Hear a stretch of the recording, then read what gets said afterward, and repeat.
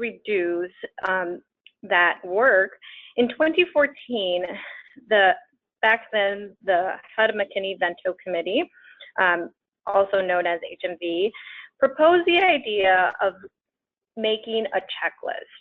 So during the local evaluation process, you viewed in the first couple of pages a number of items where you would have to select if you had such policies and procedures in place at your agency and in your project.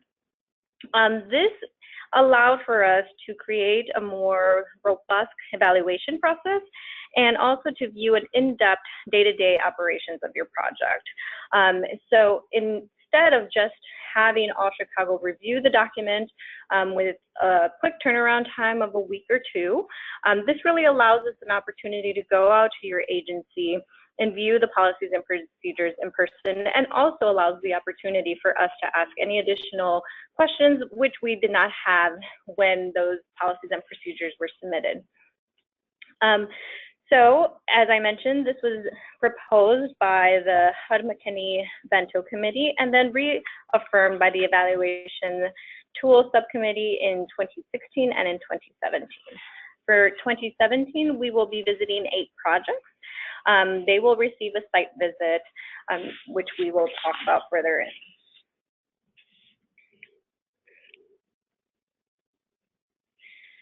So as in previous years, the site visits for 2017 have 3 separate components.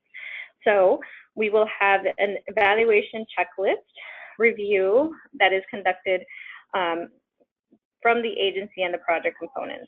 This is made by the All Chicago staff. We'll go out to your agency and review these documents. The peer interview is scheduled with the selected agency staff and is conducted by you, a member of the Service Providers Commission. And finally, we also have the consumer engagement sessions, which we are all familiar with, are conducted by the Lived Experience Commission members. In today's webinar, we will be focusing on the role of the peer provider and the interview portion for the site visit.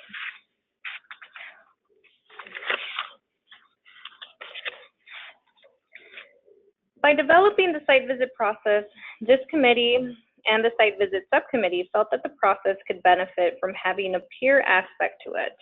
In keeping with the spirit of the site visit process being a visit of support and not necessarily an audit, it allowed us having a peer interview to visit the agency to convey their project's operations and performance to someone who has experience with that project type and possibly the challenges it entails. The committee felt that the peer provider, in conjunction with an interview, would be able to provide that peer level support to the agency. They would also be able to provide program level expertise that the All Chicago staff would not be able to provide. Lastly, the committee felt that the provider would be able to better assist in providing technical assistance following the site visits if they also participated in the site visit itself. Great. So as Liz has mentioned, the role of the peer provider is really facilitate this discussion with the agency staff. And the feedback that was received is that those conducting interviews would be with staff at various levels. So there might be a case manager, a program manager, and an executive level management staff in the interview. And again, this interview will allow us to gather more in-depth information about best practices, implementation of policies and procedures, and the day-to-day operations that we're not going to be able to see during our documentation review. Again, because the checklist review portion will be checking that they have the policies in place, we want you guys to really touch base about if the policies are being implemented that are actually written. And are the best practices that agencies say that they provide training on, so that the case managers actually know how to utilize that in their day-to-day work. Additionally, the peer provider will be able to provide feedback from a provider perspective in our written report that may be different from feedback that All Chicago staff member can provide. And as Liz mentioned, you can really use your expertise to inform the feedback process, and if needed, assist with some of the TA. So we've been doing the peer provider interview associates, and many of you are here because you've done this before, and we know that there are a lot of benefits to this peer role. We've known that the conversation allows for more flexibility in responses, which is, again, unable to get through the evaluation instrument. We really, all Chicago staff members are not present for this, so we see the participants of both roles of the peer provider and the agency can be in a room as equals and can learn from one another. And everyone has the opportunity to share knowledge and gain knowledge as a peer provider, and also can just bring additional experience to the discussion and see where that conversation can take you in a very supportive role. So now I'm going to take a few minutes to talk about the provider responsibilities. So what are some of the responsibilities? The most important one is that you have to disclose any conflict of interest. As we know, many providers have relationships with one another, whether it be through subcontract or other means. And these relationships may interfere with the ability to provide an unbiased report. We will discuss conflict of interest further in the upcoming slides. However, you do have a responsibility to maintain confidentiality throughout the process. As discussed, the site visit agencies chosen will be kept confidential aside from those who will be attending. The information within the visit itself will also be kept confidential. The provider will have a responsibility to present attentive, participatory, and engage in all the site visit interviews, meetings, and finalizations of the report. The provider also has a responsibility to avoid comparison or in-depth advice given while on site.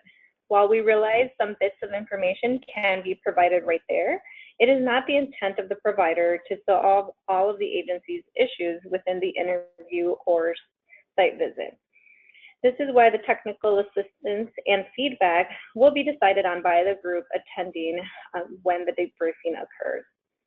The provider should also avoid relying on preconceived ideas of the project being visited. Maybe if you've heard information or rumors prior to visit or have an idea of what the project is like, it is best to avoid allowing this to interfere with the interview process. Please maintain cordial interactions, of course, but also maintain your role as a provider there to conduct a site visit at all times. Draft follow-up reports using the template provided and bring to the discussion following the visit. Again, those documents are included in this webinar as part of one of the handouts. As mentioned, each provider has a responsibility to disclose any conflict of interest in relation to the work of this committee and the site visit in particular. Disclosing conflict of interest is outlined in our governance charter. If you have a direct relationship or potential for financial benefit with an agency being visited, you should decline to participate in the site visit and ask to be assigned to a different agency. Other conflict of interest can be previous or current employment, personal association and relationships with individuals employed at the agency, etc. If you are unsure of a conflict, it is best to disclose with the group or with All Chicago to determine whether it is a conflict. We will be collecting the conflict of interest forms today to determine who can be matched. Please make sure that you do outline any conflict of interest so we ensure that we match you with the appropriate agency. But occasionally, you may not include a conflict of interest on your form, and you may realize this at a later date. It is your responsibility to let us know or update the form and provide it to us. Also mentioned previously, confidentiality is a major aspect of maintaining your role within the site visit process. It is a responsibility of everyone involved, all Chicago staff, LEC members, and providers to maintain confidentiality. Some of the information you receive may be highly confidential in nature, as the open interview process may allow for various conversations to occur.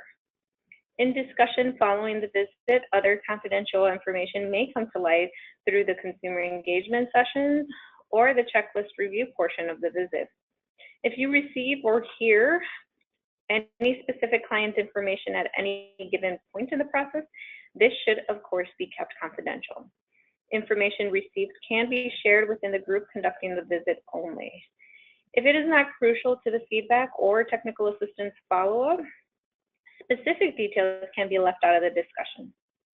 Ensure you understand the expectation of confidentiality, but also that the persons being interviewed understand what will be shared and with whom.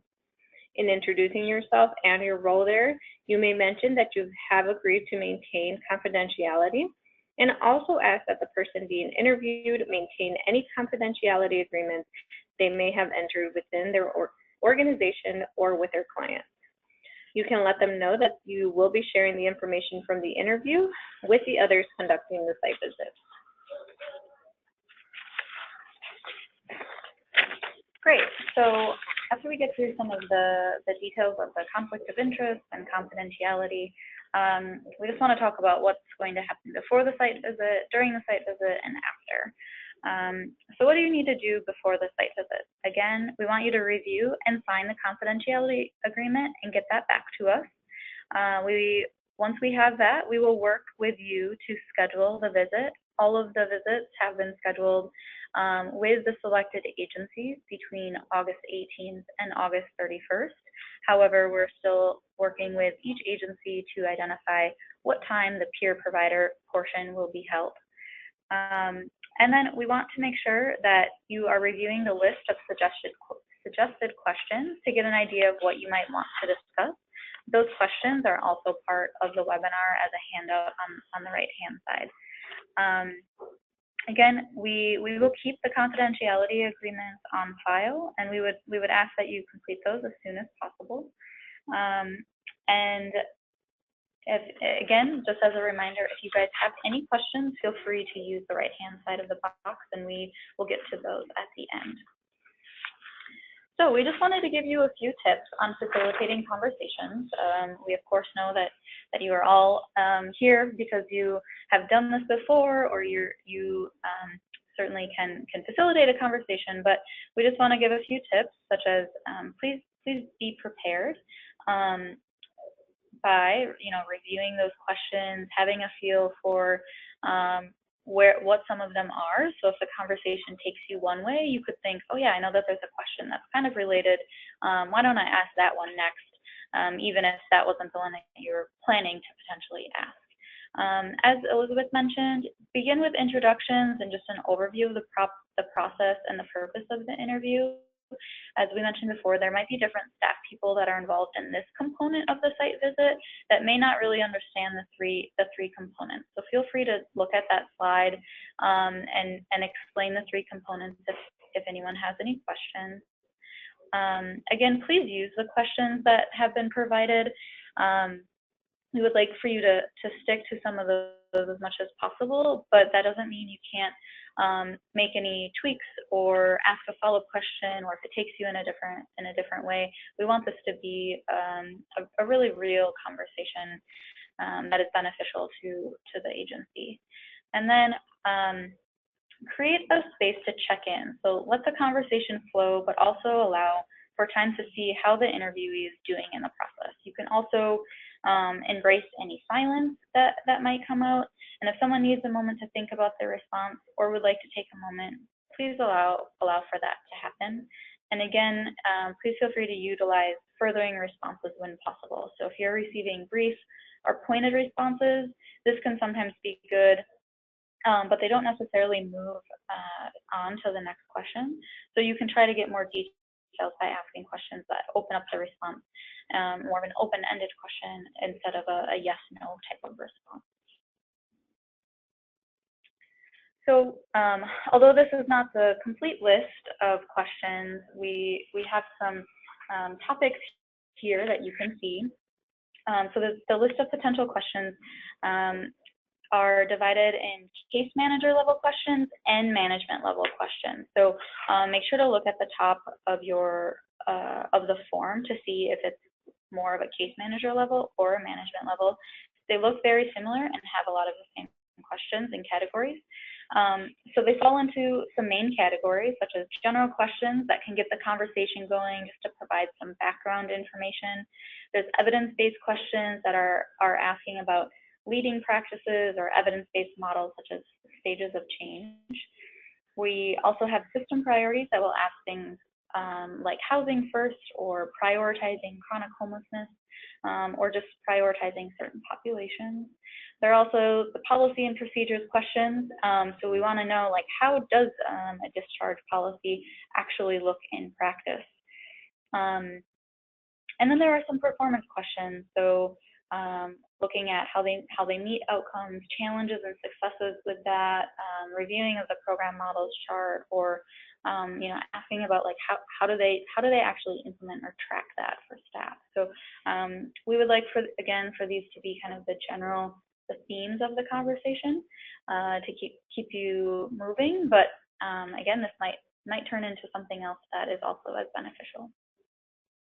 So there is a form that we will be giving, that while you are asking those questions, you actually track which questions you've asked and put a little bit of notes as to what some of the responses are. But after the visit, there is a report and a template that will be provided that you will be asked to complete. And this is a separate form for each interview. So if you do one with a case manager and an executive level staff, they would be different. And then again, this is just giving a brief description of the question discussed and providing the general responses, and clearly indicating if there are any issues or concerns or areas of recommendation for suggested TA.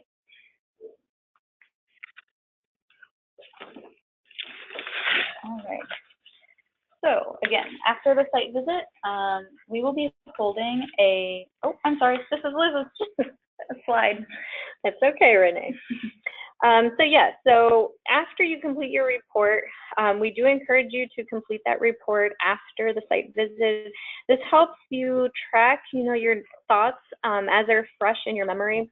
Since we do conduct a debriefing meeting where we will bring together all the individuals that participated in the site visit, this includes the All Chicago staff, you, the provider, and the LEC members that conducted the consumer engagement session. We will come together to discuss, what we saw, if there were any areas of recommendation for the agency, and so forth.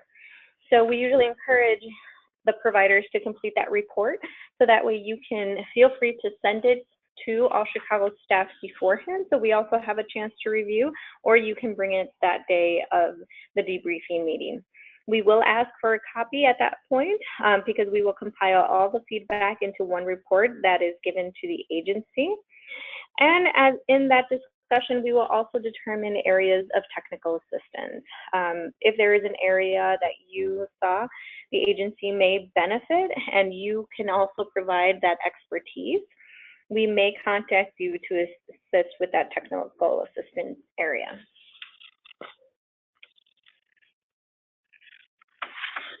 Great. So this is coming to the end of our presentation, and the top of this says, "I'm ready, what happens next?"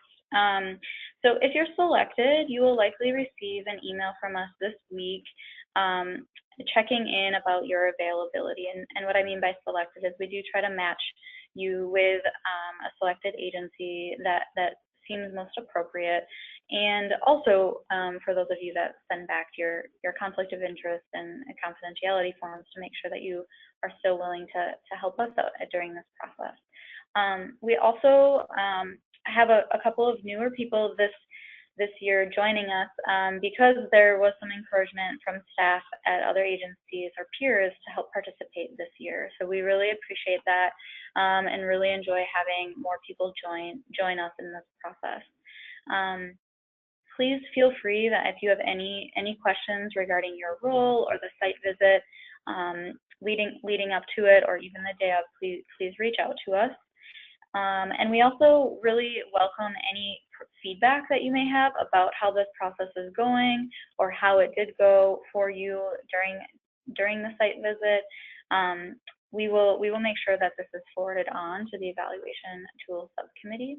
And then just as a reminder, this year, all of our 2017 site visits are scheduled between August 18th and 31st. In the past, we've done more of like a rolling site visit process over the course of multiple months. But we are trying some things new this year. We want to be able to provide as much time for technical assistance as we can, and we also are looking into providing some TA that might be more of a cohort model or group versus individual TA. And so we're really excited about seeing how we can continue to improve this process as we continue to get feedback over the years. And again, just a reminder that we're currently in the process of matching peer providers to agencies, and so you should find out very soon if you are matched. Generally speaking, the times have been like mid-afternoon for the site visits, and are approximately scheduled for two hours. But we will make sure that you are aware of the specific details once we have those. So this brings us to the end with any additional questions that we may have. So give me 1 minute here and I'll pull up to see if there are any, and then feel free, as we mentioned before, to raise your hand if you would like to talk to us.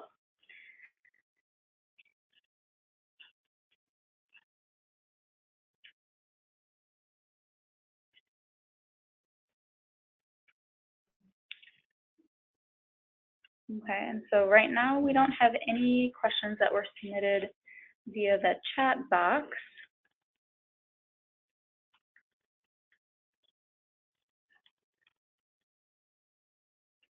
And it doesn't look like anyone is raising their hand. We'll take a few more minutes to see if anyone has questions.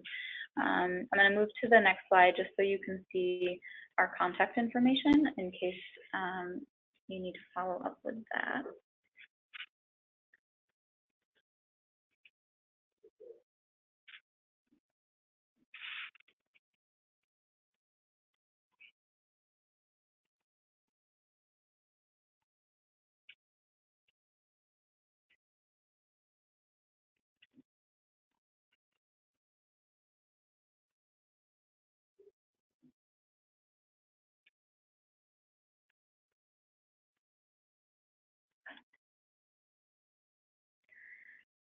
All right, well, at this time, we haven't received any questions in the chat box, and we're not seeing any hands raised.